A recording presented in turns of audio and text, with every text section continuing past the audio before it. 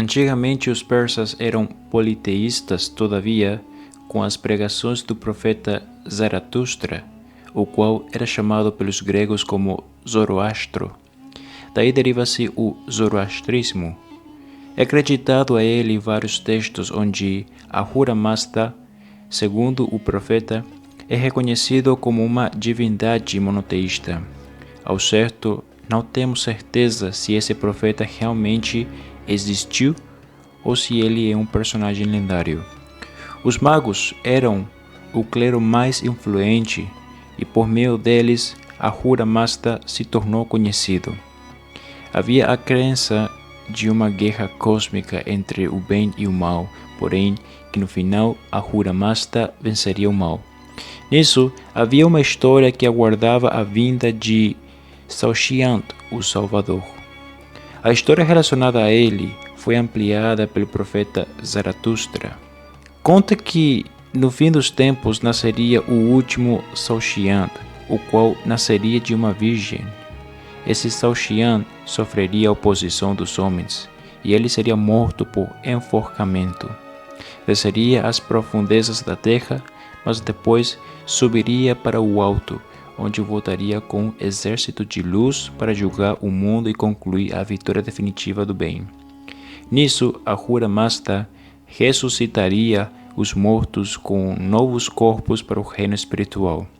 Essa história te soa familiar? Lembremos que Daniel viveu durante o período do governo babilônico e também dos persas.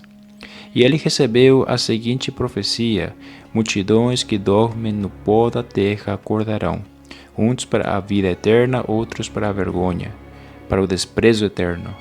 Em outras palavras, já era conhecido profecias judaicas relacionadas à ressurreição, embora o grupo dos saduceus não acreditasse nisso. Os saduceus dizem que não há ressurreição, nem anjos, nem espíritos, mas os fariseus admitem todas essas coisas. Isso é devido ao fato de que os saduceus só consideravam como livros inspirados os 5 livros de Moisés. No palácio do rei babilônico Nabucodonosor, Daniel era conhecido como o príncipe dos magos. Por fim veio Daniel à minha presença e eu lhe contei o sonho.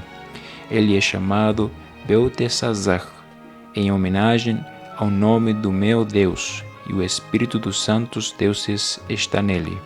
Eu disse: Beltesazar, chefe dos magos, sei que o espírito dos santos deuses está em você, e que nenhum mistério é difícil demais para você. Vou contar o meu sonho, interprete-o para mim. Não esqueçamos que no Império Persa, o clero dos magos tinha uma grande influência no palácio e Daniel era um homem destacado. Dario achou por bem nomear 120 sátrapas para governar todo o reino e designou 3 supervisores sobre eles, um dos quais era Daniel. Os sátrapas tinham que prestar contas a eles para que o rei não sofresse nenhuma perda. Ora, Daniel se destacou tanto entre os supervisores e os sátrapas por suas grandes qualidades que o rei planejava tê-lo à frente do governo de todo o império. Seria possível tanto os judeus quanto o próprio Daniel terem influenciado o pensamento sobre as profecias do Messias ao zoroastrismo? Sim, as profecias zoroastristas foram influenciadas pelos escritos dos profetas de Deus, isto pois as profecias do Messias bíblico já existiam. Por isso o Senhor mesmo dará a vocês um sinal. A virgem ficará grávida, dará à luz um filho e o chamará Emanuel. Isaías viveu numa época muito antes dos persas terem se tornado uma potência mundial no mundo antigo conhecido. E certamente sabemos que Daniel foi muito influente no palácio babilônico e persa.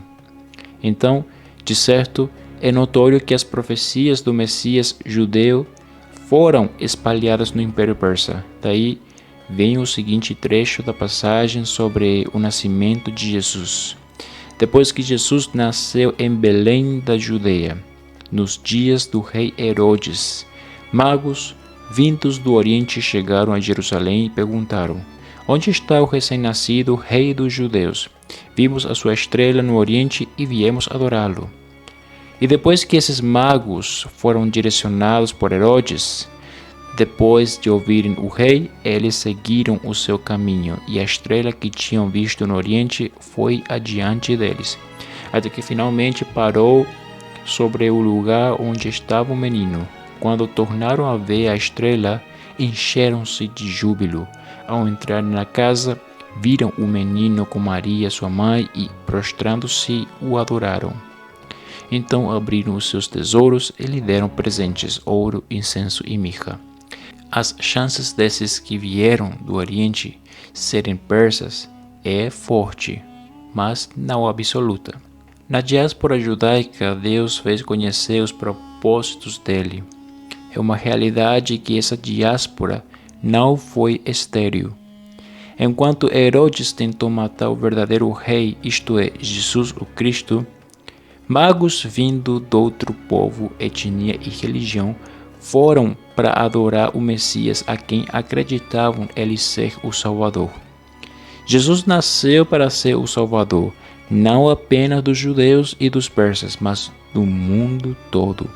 Porque Deus tanto amou o mundo que deu o seu Filho unigênito para que todo o que nele crê não pereça, mas tenha a vida eterna. Que Deus continue nos abençoando.